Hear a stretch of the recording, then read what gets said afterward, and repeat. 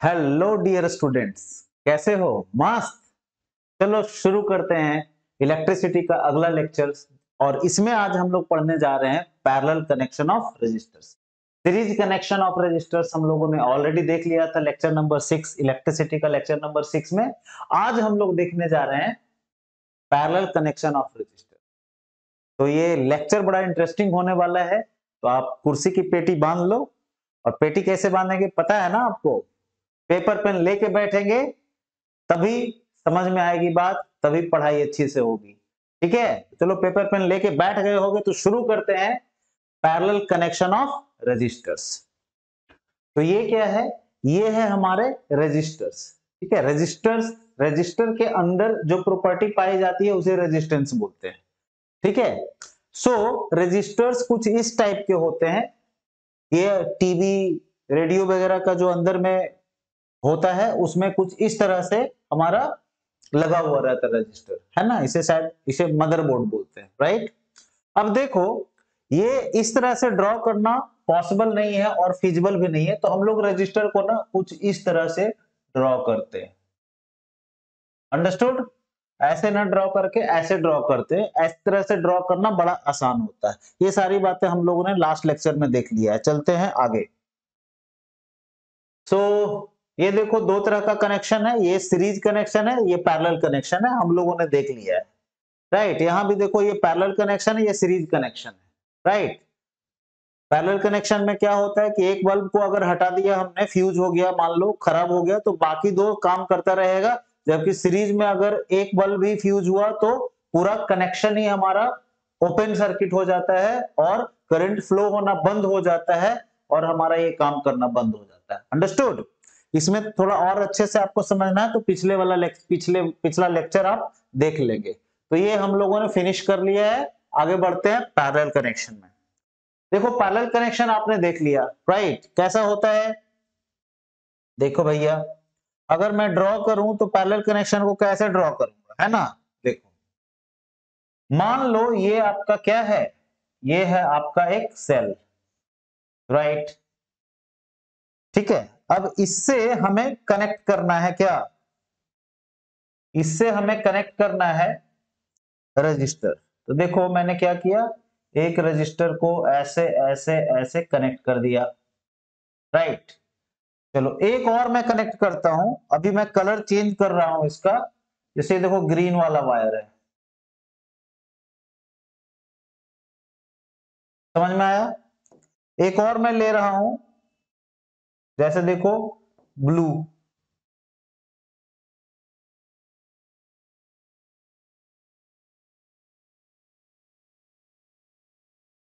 Understood? तो आप क्या देख रहे हैं, यहां पे तीन रजिस्टर को मैंने कनेक्ट कर दिया है। कोई शक? मान लो ये हमारा क्या है, this is R1, this is R2 and this is R3। गौर से अगर तुम देखोगे तो भाई साहब, ये इसका पॉजिटिव टर्मिनल है सेल का और ये निगेटिव टर्मिनल है। तुम यहां सेल भी ले सकते हो और क्या ले सकते हैं आप, बैटरी भी ले सकते हैं। Group of cells is known as what, battery. Understood? तो मैंने एक सेल लिया है, राइट? तो सेल का बड़ा वाला जो होता है वो पॉजिटिव टर्मिनल होता है, छोटा वाला निगेटिव टर्मिनल होता है। तो तुम अगर ध्यान से देखो तो सारे के सारे जो रजिस्टर्स है डायरेक्टली यहीं पे कनेक्टेड है ना, सेल से कनेक्टेड है। तो अगर मान लो ये 6 वोल्ट की का सेल है, तो हर किसी को 6-6 वोल्ट मिल रहा है कि नहीं मिल रहा है, बोलो? चाहे ये रजिस्टर कैसा भी हो, कितना भी ओम का हो। Understood not? लेकिन हर किसी को 6 वोल्ट अवेलेबल है क्योंकि they all are directly connected with the cell. किसी को कोई प्रॉब्लम? तो इसको ऐसे नहीं बनाएंगे, ये आपको समझाने के लिए मैं बनाया हूं। इसको किस तरह से बनाया जाता है आप समझिएगा। ये जो कनेक्टिंग वायर है ना, दे आर कनेक्टिंग वायर्स। ये जो आपको ब्लू और ग्रीन और येलो या व्हाइट जो दिख रहा है, दे आर कनेक्टिंग वायर्स और इनका कोई खुद का रेजिस्टेंस ना के बराबर होता है। तो इसके रेजिस्टेंस से हमें कोई लेना देना नहीं। ये कितना भी लंबा कर लो, छोटा कर लो, कोई फर्क नहीं पड़ता। Did you understand? बोलो, अब समझना मेरी बात। अब देखो, ये जो इस तरह कनेक्टेड है, इसको ना हम लोग दूसरे टाइप से भी कनेक्ट कर सकते हैं। ठीक है, देखो कैसे कनेक्ट कर सकते हैं। जैसे ये इसको ऐसे ना कनेक्ट करके हम ऐसे भी कनेक्ट कर सकते थे, ध्यान से समझना।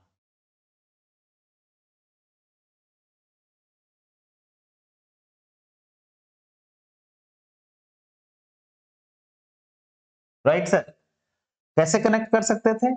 इसको मैं गायब ही कर देता हूँ, दिक्कत कर रहा है भाई। सो देखना, ये रहा मेरा सेल, इससे ये वाला कनेक्ट हुआ और ये कनेक्ट हुआ, दिख रहा है आपको? फिर क्या किया, चूंकि इस वायर का कोई खुद का रेजिस्टेंस तो होता नहीं मेरे भाई, तो क्या किए, ग्रीन वाले को भी डायरेक्टली इसी से कनेक्ट कर दिए। समझे कि नहीं समझे? ऐसे कोई दिक्कत? और ये ब्लू वाले को भी, R3 को भी इसी तरह कनेक्ट कर दिया। क्लियर है या नहीं है? हम बोल सकते हैं कि सारे के सारे डायरेक्टली कनेक्टेड है सेल से। क्यों? क्योंकि इनका खुद का कोई रेजिस्टेंस नहीं होता है। बात आ रही समझ में या नहीं आ रही? Okay sir. सो इस तरह के कनेक्शन को हम पैरेलल कनेक्शन बोलते हैं। पैरेलल कनेक्शन की खास बात है, क्या खास बात है भैया, कि हर रजिस्टर का जो पोटेंशियल होता है वो सबका कॉमन होता है, सेम होता है। सीरीज में सेम क्या था, डू यू रिमेंबर? बोलो। यस, करंट सेम था।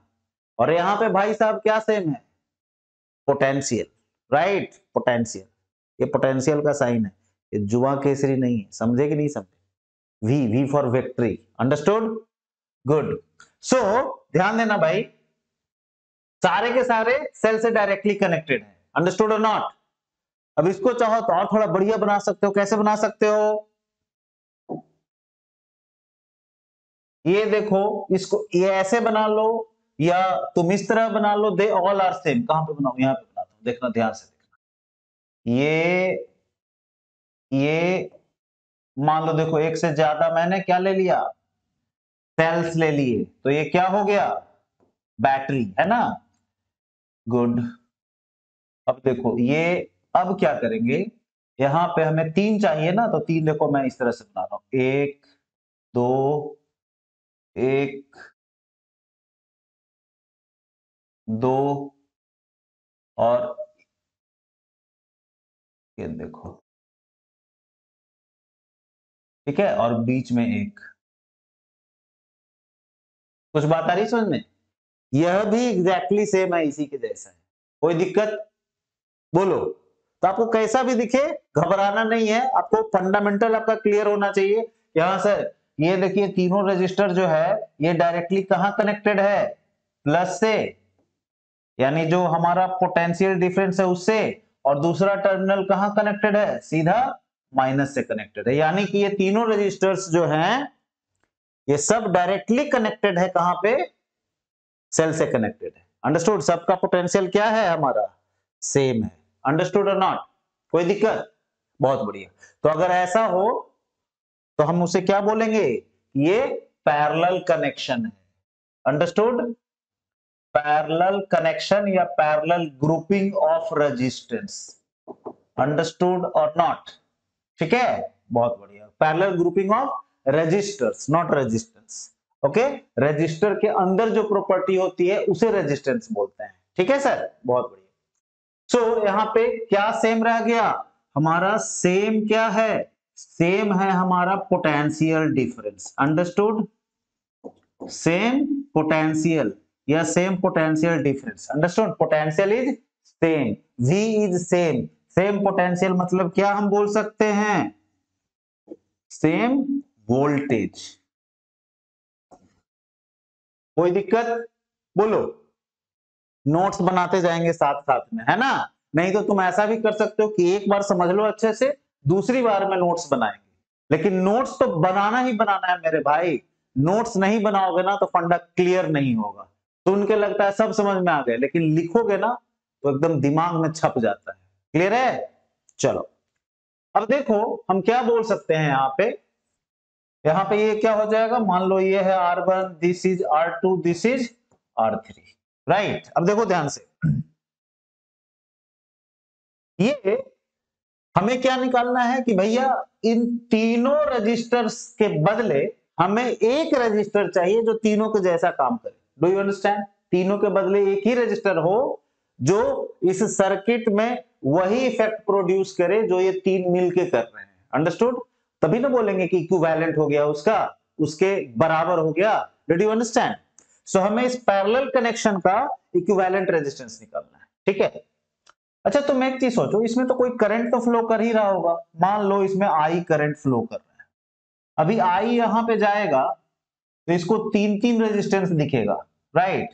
तो यहाँ पे करंट जो है वो डिवाइड हो जाएगा। तुम बोलोगे सर हम नहीं मान रहे हैं कि करंट डिवाइड हो रहा है, आप बताइए कैसे डिवाइड होगा। बड़ा सिंपल है, तुम क्या करो, यहाँ पे एक लगा दो, क्या यहाँ पे लगा दो आमीटर, राइट? यहाँ पे लगा दो, एक यहाँ पे लगा दो और एक यहाँ पे लगा दो। लगा देते हैं, अभी लगा देते हैं। ये देखिए ये लग गया आमीटर। आमीटर सीरीज में लगता है, आपको पता है ना? यस, लगा दिए। तो इसकी रीडिंग हो गई से मान लिया I1, ठीक है? इसकी रीडिंग हो गई I2 और इसकी रीडिंग हो गई I3। यानी ये जो करंट है हमारा सबका अलग अलग आ गया। करंट तीनों में अलग अलग हमको दिख रहा है।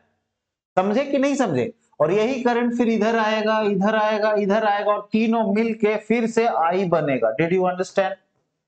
ठीक है, मजे की बात यह है कि ये जो करंट है सर्किट में, जो मेन करंट है हमारा, आप देखोगे कि ये I1 plus I2 plus I3 के बराबर है। Did you understand? यानी कि हमें यहां पे क्या समझ में आ रहा है कि करंट सर हमारा डिवाइड हो गया, बंटवारा हो गया करंट में। जैसे भाई भाई में होता है ना, उस तरह बंटवारा हो गया, है ना? भाई भाई में भी नहीं होना चाहिए, लेकिन यहां होना चाहिए, यहां हुआ। Did you understand? So current divide हो गया I1 I2 I3 में। बहुत अच्छी बात है। बट ये टोटल करंट जब तीनों को ऐड किया तो टोटल करंट के ये बराबर हो रहा है। ठीक है, बहुत अच्छा।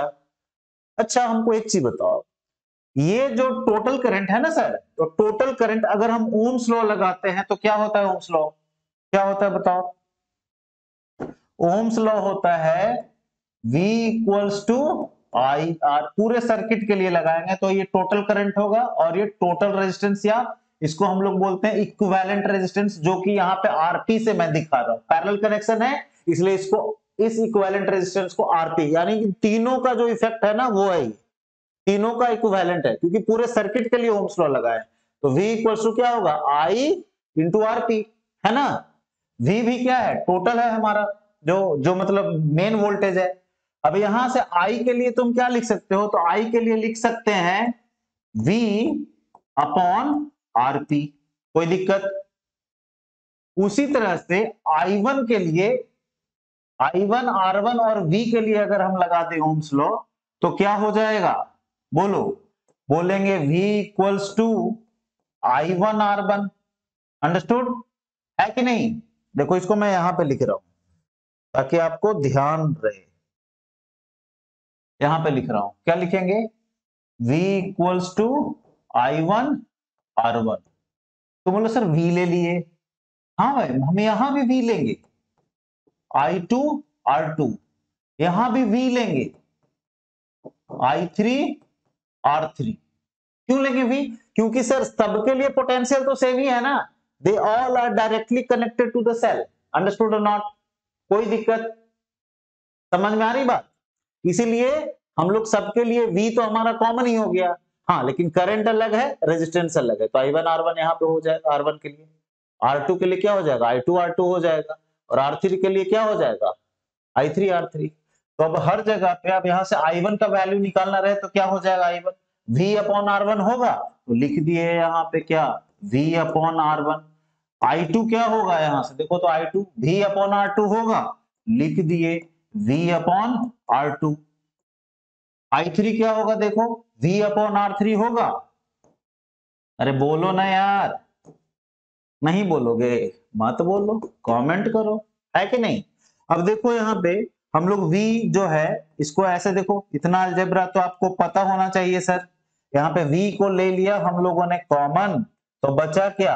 1 upon R1 plus 1 upon R2 V को कॉमन ले लिया, तीनों में से निकालिए, तो 1/R1 plus 1/R2 plus 1/R3। कोई शक? ये V से V कैंसिल हो जाएगा, समझ में आता है? तो क्या बचेगा? 1/Rp equals to 1/R1 plus 1/R2 plus 1/R3। कोई दिक्कत? बात आई समझ में कि नहीं आई? बोलो।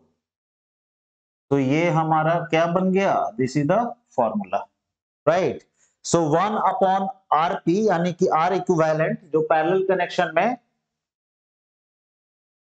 कनेक्शन में आया, equivalent resistance 1/Rp equals to क्या फॉर्मूला आया? 1/R1 plus 1/R2 plus 1/R3। R1 R2 R3 अगर हमें पता है, इस फॉर्मूला में डालेंगे, निकल जाएगा। Did you understand? कोई शक? बोलो।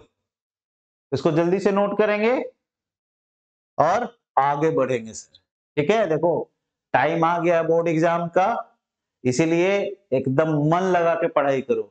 ये जो टाइम जिसने सही से बिता लिया उसको कोई नहीं रोक सकता है, उसका शानदार जाएगा एग्जाम बोर्ड का, ठीक है?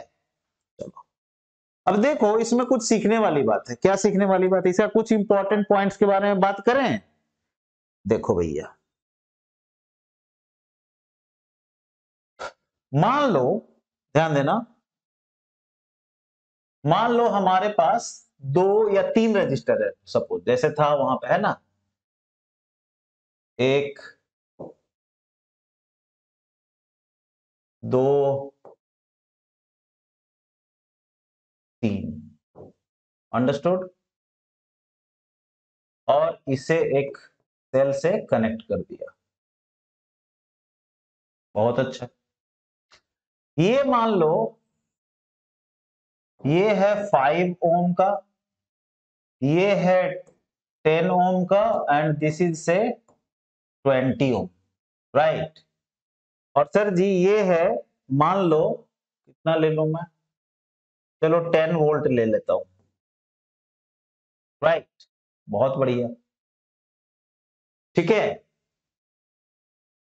तो इसमें जरा इक्विवेलेंट रेजिस्टेंस निकालने की कोशिश करते हैं, राइट? इक्विवेलेंट रेजिस्टेंस कैसे निकालेंगे सर? बहुत आसान है, पैरेलल में है ना। तो 1/Rp इक्वल्स टू क्या बोलेंगे? 1/R1 plus 1/R2 plus 1/R3। R1 R2 R3 किसी को भी ले लेंगे, R1 R2 एंड R3, समझ में आया? तो R1 कितना है हमारा? 20, R2 कितना है? 10, और ये कितना है? 5। एलसीएम बताओ, बोलो। 20। इससे 1 टाइम लगेगा, इससे 2 टाइम्स लगेगा, और इससे 4 टाइम्स लगेगा, राइट? तो कितना हो गया सर? 4 प्लस 2 6 प्लस 1 7, तो 7/20 ये हो गया 1/Rp। क्लियर है? हमें तो आरपी चाहिए, देयरफॉर क्रॉस मल्टीप्लाई करेंगे तो क्या हो जाएगा? 7Rp, दिख रहा है ना? 1/Rp equals to 7/20। So cross multiply कर देंगे तो 7Rp इक्वल्स टू क्या हो जाएगा? 20। देयरफॉर Rp कितना हो जाएगा? 20/7 ओम, अंडरस्टूड? अब देखो 20/7 कितना होता है? 7 2 जा 14, है ना? 7 2 जा 14, बचा कितना? 6।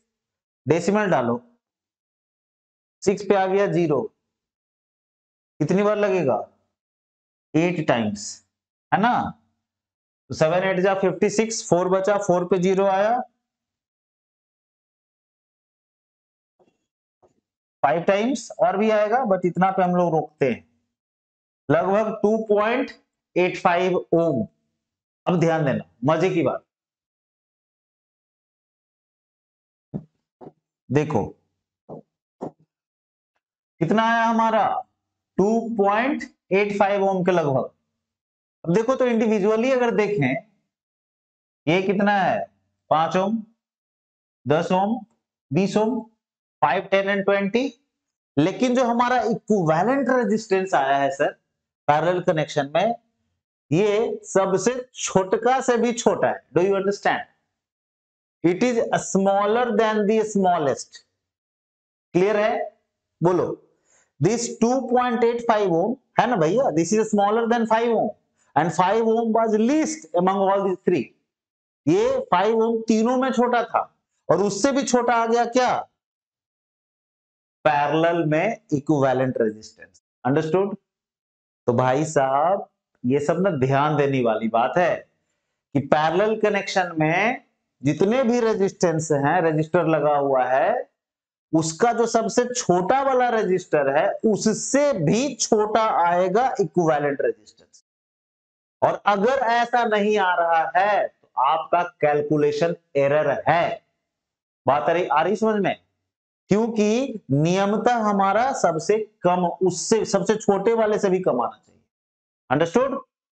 ठीक है, ये तो हो गई लॉजिक की बात, राइट। अब दूसरी क्या बात है भैया, ये पहला जो कि सबसे जबरदस्त पॉइंट है इसका, उसको आपको ध्यान देने की जरूरत है कि जो इक्विवेलेंट रेजिस्टेंस होगा वो सबसे छोटे वाले से भी छोटा होगा, smaller than the smallest individual register which is connected. Understood or not? Good. दूसरा पॉइंट क्या है इसका? दूसरा पॉइंट ये है सर कि वोल्टेज जो है वो तीनों के लिए सेम रहेगा। तुम बोलोगे सर हम नहीं मानेंगे, उसको भी, उसका भी तरीका है समझने का। क्या तरीका हो सकता है?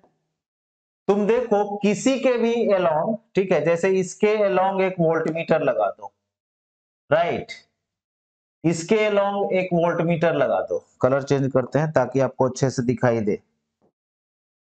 इसके अलोंग एक वोल्टमीटर लगा दो, है ना, और इसके भी अलोंग एक वोल्टमीटर लगा दो, राइट। ये है मान लो V1, this is V2 and this is V3। तुम क्या देखोगे पता है? बड़ा मस्त चीज देखोगे। क्या? कि भैया V1 equals to V2 equals to, sorry हम इक्वल्स टू बोल रहे हैं, लिख क्या रहे हैं plus, V1 equals to V2 equals to V3। Understood? तीनों बराबर होगा। और उतना ही नहीं, ये किसके बराबर होगा? ये जो मेन जो सेल आपका लगा हुआ है उसके बराबर होगा। इससे तो यही पता चलता है ना भाई साहब कि ये तीनों रजिस्टर्स के अक्रॉस सेम वोल्टेज है। और वो कौन सा वोल्टेज है? जो मेन हमारा जो पोटेंशियल डिफरेंस है सर्किट का, उसके बराबर है। Did you understand? कोई शक? बोलिए। राइट, चलो ये सब नोट कर लिया, आगे बढ़े। बहुत बढ़िया। सो देखो, पहली बात क्या हमने सीखी कि भाई साहब जो इक्विवेलेंट रेजिस्टेंस होगा, रेजिस्टेंस ऑफ पैरेलल कनेक्शन, ये स्मॉलर देन किसका होगा? जो least value of resistance, least value of resistance, least value of resistance of the grouping, है ना। दूसरा पॉइंट, दूसरा पॉइंट क्या हम बोल सकते हैं भैया? ये जो वोल्टेज है, वोल्टेज या बोले पोटेंशियल डिफरेंस, है ना, potential difference, potential difference across all the registers, registers are same, which is equal to,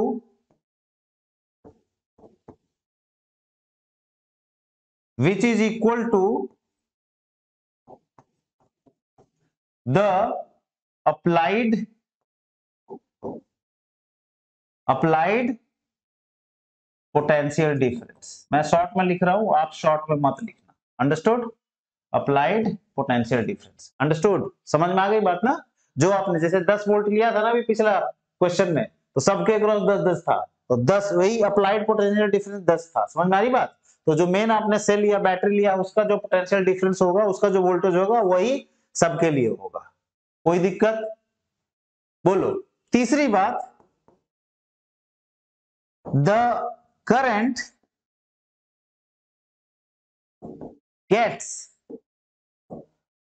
gets divided among the current gets divided among all the registers। समझ में आई बात? बस इतना अगर आपको ध्यान में है तो एकदम गर्दा मचा दीजिए। समझ में आ रही बात? एकदम तहलका मच जाएगा यार। क्लास 10 बोर्ड में है ही क्या, राइट? कुछ नहीं है, एकदम उड़ा दोगे तुम लोग, राइट? मचा दोगे। कोई दिक्कत? किसी भी पॉइंट को समझने में दिक्कत हो, कहीं भी कोई दिक्कत हो sir, please comment, we will reply for sure, right? चलो आगे बढ़े। अब देखो कुछ इंपॉर्टेंट पॉइंट, मतलब दोनों में क्या डिफरेंस है। इंपॉर्टेंट पॉइंट तो मैंने बतला ही दिया, डिफरेंस जरा एक बार समझ लेते हैं। सीरीज पैरेलल कनेक्शन में क्या डिफरेंसेस है, right? One by one, right? जरा रेड कलर का ले लेते हैं sir. Yep, good. So difference between series and parallel connection, इधर सीरीज है, ये जो है इधर आपका, यहां से इधर क्या है, सीरीज का है, और इधर पैरेलल का है। Same amount of current flows through all the components. Do you remember? याद आ रहा है? यस, क्यों नहीं याद आएगा, है कि नहीं? पैरेलल में the current flowing through each component combines to form the total current that flows through the source.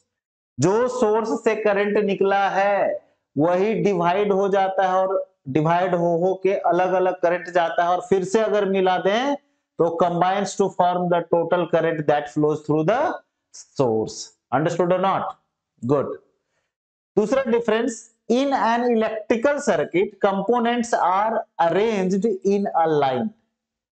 Series में क्या होता है, सब लाइन में हम लोग लगाते हैं, 1 2 3 4, जितना है सबको लाइन में लगाते हैं, कनेक्टेड इंड टू इंड। एक का इंड दूसरे के इंड से, दूसरे का इंड तीसरे के इंड से, तीसरे का इंड चौथे के इंड से, एंड सो ऑन। समझ में आई बात?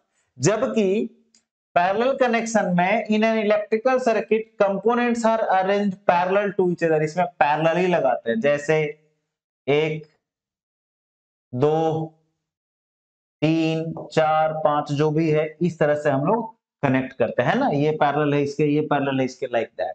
ठीक है, बहुत बढ़िया। थर्ड पॉइंट देखो, the voltage across each resistor is different even though the current flow is the same through all of them. Understood? क्या बोल रहा है? मैंने आपको बतलाया है कि सारे रजिस्टर के बीच में जो वोल्टेज होता है वो अलग अलग होता है, यद्यपि इवन दो करंट जो उसमें जो फ्लो कर रहा है सब में वो सेम है। तो मैंने तो आपको बतलाया ही था कि सीरीज में भैया करंट रहता है सेम, लेकिन पोटेंशियल डिवाइड हो जाता है हर रजिस्टर के अक्रॉस, है कि नहीं?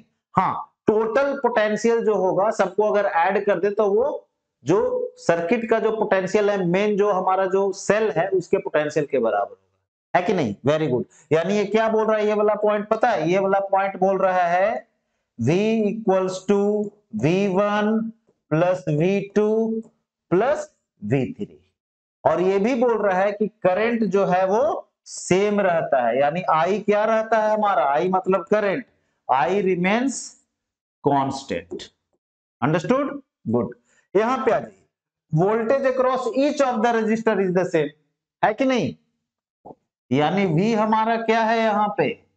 कांस्टेंट, जबकि as the polarities are the same, सबका पोलैरिटी सेम है। जबकि करंट क्या होता है यहां पे? करंट हमारा डिवाइड हो जाता है, राइट? जैसे करंट डिवाइड होने का यहां पे बता रहा है कि the current flowing through each component combines to form the total current, है कि नहीं? यानी करंट जो होता है हमारा वो डिवाइड हो जाता है I1 plus I2 plus I3 और भी है तो और भी आगे बढ़ता जाएगा। Did you understand? कोई दिक्कत? चलो let's move to the fourth point. In one component, if one component breaks down the whole circuit will burn out, right? Burn out मतलब जल नहीं जाएगा, कहने का मतलब काम करना बंद कर देगा। अंडरस्टूड? सीरीज में आपने देखा था ना, क्योंकि एक ही करंट दूसरे में जा रहा है, तीसरे में जा रहा है, चौथे में जा रहा है, सब में एक ही करंट जा रहा है, तो एक भी खराब हो गया ना, आपका फ्यूज हो गया या जल गया, कुछ भी हुआ, तो बाकी कोई भी काम नहीं करेगा, क्योंकि करंट का सप्लाई ही बंद हो जाएगा उस सर्किट में। अंडरस्टूड? वो ओपन सर्किट हो जाएगा, ठीक है? जबकि पैरेलल में क्या होता है, other components will function even if one component breaks down, each has its own independent circuit. हर किसी का एक अपना सर्किट है। एक फ्यूज भी हो गया बल्ब, नो प्रॉब्लम, बाकी तो डायरेक्टली सेल से कनेक्टेड है। फैन तो डायरेक्टली सेल से कनेक्टेड है, आपका गीजर तो डायरेक्टली सेल से कनेक्टेड है, पोटेंशियल डिफरेंस से। सब अपना अपना काम करता रहेगा, कोई मरे कोई जिए, जो मर गया, बाकी तो जिंदा है, वो मस्त काम करता रहेगा। बात आ रही समझ में? क्योंकि वो डायरेक्टली कनेक्टेड है, सबका एक अपना सर्किट है। Did you understand? सो कोई फर्क नहीं पड़ता है, एक फ्यूज हुआ तो हुआ। इसीलिए हम लोग घर में पैरेलल कनेक्शन करते हैं। यही वो रीजन है, यही वो रीजन है, क्योंकि हर किसी का इंडिपेंडेंट सर्किट है। आपने देखा होगा किसी मान लो गीजर का फ्यूज उड़ गया या फ्रिज का फ्यूज उड़ गया, तो ऐसा थोड़ा है कि पूरे घर का लाइट चला जाता है, नहीं जाता है ना भाई। फ्रिज में लाइन जाना बंद हो गया, बाकी सब तो बढ़िया मस्त चल रहा है, बल्ब आपका जल ही रहा है, फैन आपका चल ही रहा है, एसी चल ही रहा है। Did you understand? मान लो एसी वाला फ्यूज उड़ गया तो एसी सिर्फ बंद होगा, बाकी सारा कुछ चलता रहेगा। समझ में आ रही बात या नहीं आ रही? क्यों? क्योंकि वहां पे पैरेलल कनेक्शन, हर किसी का एक अपना सर्किट है। बुझ रहे हो? क्यों नहीं बुझेंगे, है कि नहीं? चलो next point, if V is the total voltage then it is equal to this. मैंने ऑलरेडी आपको बताया, ये देखो यहाँ पे है ना, V equals to V1 plus V2 plus V3, क्योंकि वोल्टेज डिवाइड हो जाता है। यहाँ पे सेम टू सेम रहता है, अभी बतलाए थे, है कि नहीं? हर कोई डायरेक्टली कनेक्टेड है। नेक्स्ट है equivalent resistance is more than the, yes, ये क्या बोल रहा है कि सीरीज कनेक्शन में जो इक्विवेलेंट रेजिस्टेंस होगा ना, वो सबसे बड़े वाला रेजिस्टेंस से भी बड़ा होगा, राइट? पिछले लेक्चर में बतलाए थे, दिक्कत हो तो जाके देख लो वहां पे, राइट? और इसमें क्या होता है कि सबसे छोटे वाले से भी छोटा होता है इक्विवेलेंट रेजिस्टेंस। पैरेलल में क्या हुआ था, अभी देखे थे ना, जो सबसे छोटा वाला है उससे भी छोटा आया था, 5 ओम से भी छोटा आया था, 2.85 आया गया था लगभग, जो सबसे छोटे वाले से भी छोटा था। तो पैरेलल में सबसे छोटे वाले से भी छोटा मिलता है हमें इक्विवेलेंट रेजिस्टेंस, और सीरीज में, चूंकि सीरीज में तो सारा सम है ना भैया, क्या होता है फॉर्मूला सीरीज का? बोलो, सीरीज का फॉर्मूला होता है R1 plus R2 plus R3 and so on. मान लो आपने 3 ही रेजिस्टेंस लिया है, एक लिया है 10, दूसरा लिया है 20 और तीसरा लिया है 5, तो टोटल कितना होगा? 20 10 30 5 35, 35 ओम। अब 35 ओम इंडिविजुअली सबसे बड़ा कौन था आपका? 20 ओम वाला। एक 20 है, एक 10 है, एक 5 है, तो 20 वाला सबसे बड़ा है ना भाई, 20 ओम वाला सबसे बड़ा है इंडिविजुअली। लेकिन सर जी इक्विवेलेंट रेजिस्टेंस कितना आ गया सीरीज में? 35 ओम। वो सर जी सबसे बड़ा वाला जो कि आपका 20 ओम है, उससे भी बड़ा। बात आ रही समझ में? सो सीरीज रेजिस्टेंस में जो इक्विवेलेंट रेजिस्टेंस आता है सर, वो सबसे बड़े वाले से भी बड़ा होता है, right? Larger than the largest individual resistor. जबकि पैरेलल में smaller than the smallest individual resistance. Clear है? अगर ये सारी बातें आपको समझ में आ गई ना, तो मतलब क्या बोले भैया, you have become the master of series and parallel connection as far as theory is concern. Theory की बात है तो आप एक्सपर्ट हो गए इसमें।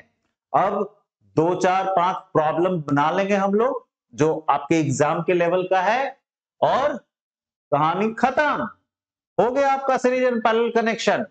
इतनी ही तो बात थी। और जो आपका न्यूमेरिकल भी रहेगा बड़ा ही इजी रहेगा। हम लोग अगले क्लास में न्यूमेरिकल्स देखेंगे और एकदम क्या बोलते हैं मचा देंगे। ठीक है, तो आप भी मचाते रहिए, खूब मन लगा के पढ़िए। मुझे लगता है कि आप सबको समझ में आ गया होगा। अगर आपको कोई प्रॉब्लम है तो भाई साहब don't hesitate to comment, right, एकदम कमेंट करो।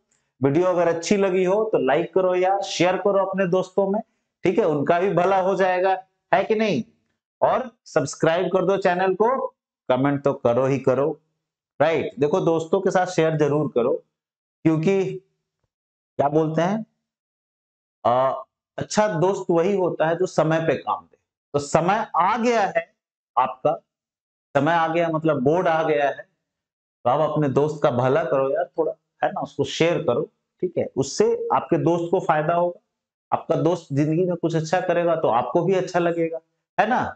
और थोड़ा फायदा तो हमें भी होगा, झूठ नहीं बोलना चाहिए। क्यों, क्या फायदा होगा, शेयर होगा तो ज्यादा बच्चे जानेंगे, है कि नहीं, हम भी थोड़ा फेमस हो जाएंगे। क्या बोलते हो, योर देसी गुरुजी भी थोड़ा फेमस होगा, राइट। तो that's all for the day. I hope कि आपको इस लेक्चर में मजा आया होगा, आपने कुछ सीखा होगा, समझा होगा, जाना होगा, ठीक है। तो please like, share, subscribe and comment. Good night, bye bye, see you. Bharat माता की जय।